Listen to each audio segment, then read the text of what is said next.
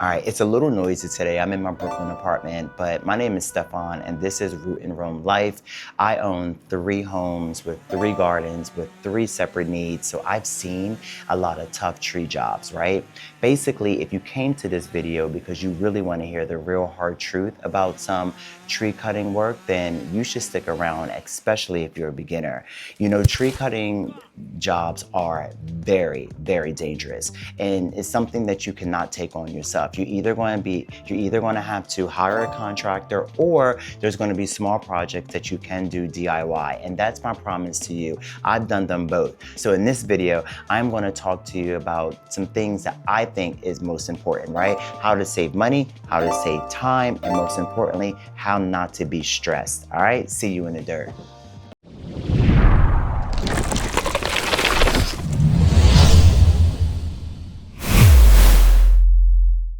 Here's what made my job so hard, and it wasn't about just getting a tree down, right? It required a plan of attack. One, I need to figure out exactly where my trees are going to drop. See, upstate, it's dense. We had 22 trees cut down in our property in the Catskills, so it's very strategic on where these trees are going to drop down. That's exactly why I had to hire a qualified and an insured tree service company that was able to rope and climb and strategically bring down the heavy branches so nothing would affect the plumbing and the piping like my leach field that I have underneath.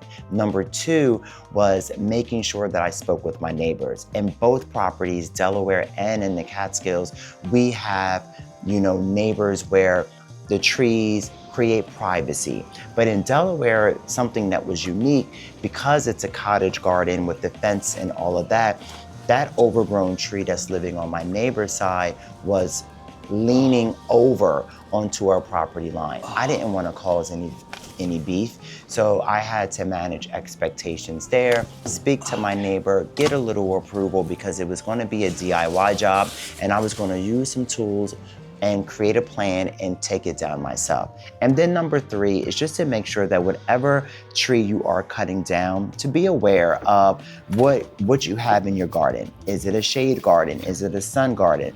Because once you take down a tree, just know that it could bring 6 or 8 hours of direct sunlight into your garden, which at that point, if you had hostas before, forget about it.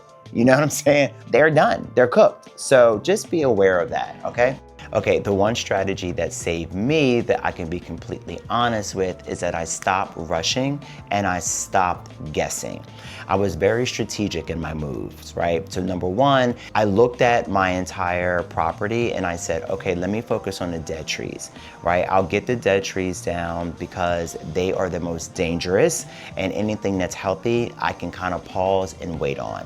Number 2, tree cutting is very expensive.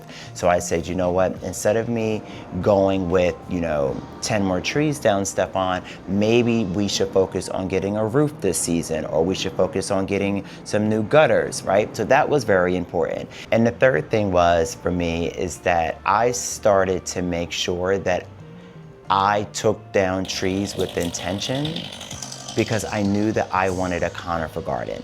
So every tree that I take down, I'm planting a conifer because that is what I love. So I am embracing a woodland environment filled nothing but with conifers when I remove some of the trees that are, doing nothing for me or maybe dead. Okay, what I want beginners to know is that if you are DIYing and you're cutting down a tree by yourself, it's going to be a lot, so don't get overwhelmed. That's normal. Cutting down a tree is a lot of work. Like I said, you need to find out the direction, what you're going to do with all of the brush, how are you going to get rid of the stumps. It's a lot. If you find yourself needing to get a contractor, then make sure that your contractor is insured and qualified and knows exactly what to do with a large, dangerous tree. And not only that, what the contractor is going to do with the brush and the branches. Because trust me, we had a situation where we hired someone and then before you know it, they said they were going to come back and they never did, and we were stuck with all of that work in the backyard, okay? Okay, if you are enjoying my content, please hit subscribe. You know, my purpose here is to just tell you all of the things that I have learned through my first time gardening and first time homeowner journey. It's a lot, so I'm here to share with you, for you, and with you. Let's go. And if you think of any new conifers to plant as I continue to cut down trees, please drop that in the description. I'm always trying to find a new species of conifers that love sun.